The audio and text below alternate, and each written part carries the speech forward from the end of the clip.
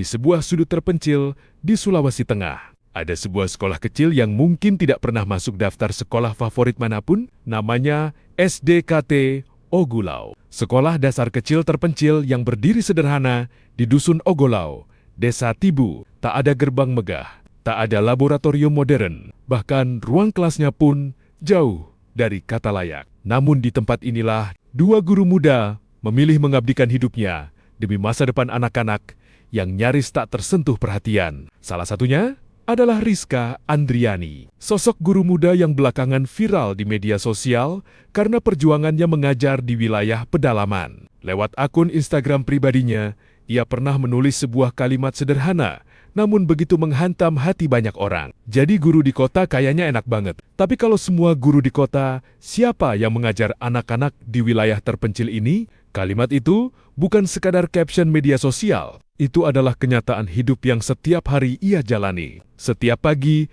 Rizka harus melewati jalan setapak yang curam, menembus hutan dan perbukitan demi sampai ke sekolah tempat anak-anak menunggu pelajaran dimulai. Namun perjuangan sebenarnya baru dimulai ketika ia tiba di ruang kelas. Karena sekolah tempatnya mengajar hanya memiliki 2 ruangan sederhana dengan kondisi yang memprihatinkan. Sebagian plafonnya mulai rusak, atapnya rapuh, dan ruang belajar sangat terbatas. Akhirnya, satu ruangan terpaksa dibagi menjadi 2 kelas, sekaligus menggunakan tirai kain dan terpal plastik seadanya. Bayangkan, saat satu kelas sedang belajar matematika, di balik tirai terdengar kelas lain sedang membaca pelajaran bahasa Indonesia. Suara guru saling bersahutan. Anak-anak harus berjuang fokus di tengah keterbatasan, namun anehnya tidak ada keluhan dari mereka. Justru, semangat belajar anak-anak di Dusun Ogolau menjadi hal yang paling membuat Rizka bertahan.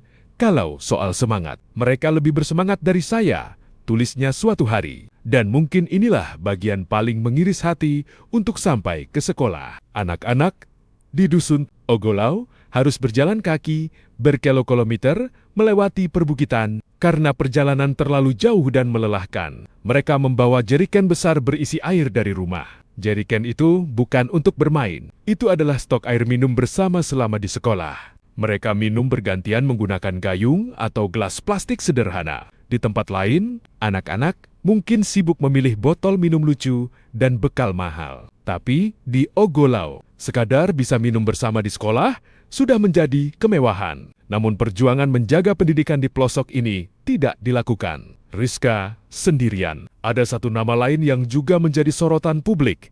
Namanya Najib Nadir. Guru muda yang sebelumnya viral karena memperbaiki ruang kelas rusak secara mandiri, menggunakan alat seadanya. Najib dan Rizka kini menjadi simbol perjuangan pendidikan di daerah terpencil. Mereka tidak menunggu bantuan datang. Mereka bergerak sendiri, menambal dinding kayu yang bolong, merapikan meja dan kursi yang hampir roboh, dan tetap berdiri di depan papan tulis meski fasilitas jauh dari layak. Karena bagi mereka, pendidikan bukan soal gedung megah, tetapi tentang memastikan anak-anak tetap punya harapan. Di tengah segala keterbatasan itu, mereka memilih bertahan. Dan ketulusan itu akhirnya sampai ke telinga pemerintah daerah. Tepat pada Hari Pendidikan Nasional, 2 Mei tahun 2026, perjuangan Rizka Andriani dan Najib Nadir mendapat penghargaan khusus dari Bupati setempat. Sebuah bentuk apresiasi atas dedikasi mereka menjaga nyala pendidikan di daerah tertinggal, terdepan, dan terluar. Namun penghargaan terbesar sebenarnya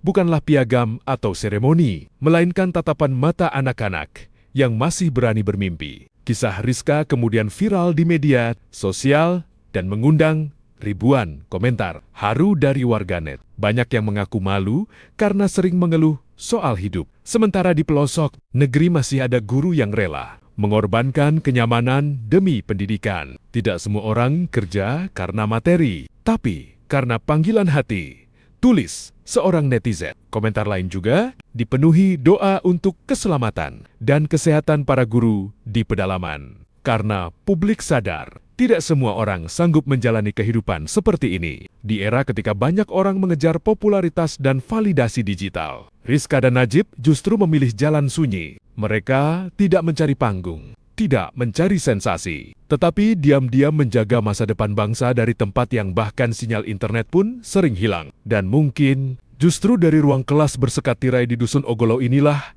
kita kembali diingatkan tentang arti pendidikan yang sebenarnya. Bahwa pendidikan bukan tentang gedung mewah, bukan tentang fasilitas mahal, melainkan tentang ketulusan seseorang yang menolak menyerah demi masa depan anak-anak yang ingin belajar. Karena selama masih ada guru seperti Rizka Andriani dan Najib Nadir, harapan Indonesia belum benar-benar padam.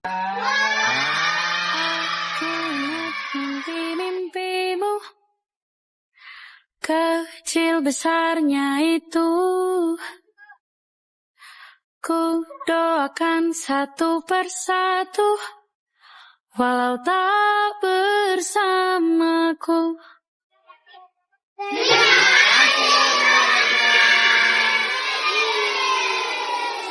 Ada tinta cair.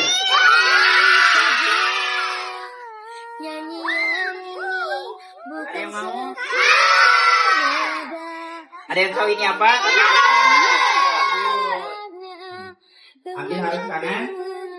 Kan? Kandungan hijau. Oke. Ini pulpen sudah ada. Oke. Jadi sekarang kita kasih buku. Ini lagi. Ayo maju ke depan. Ya.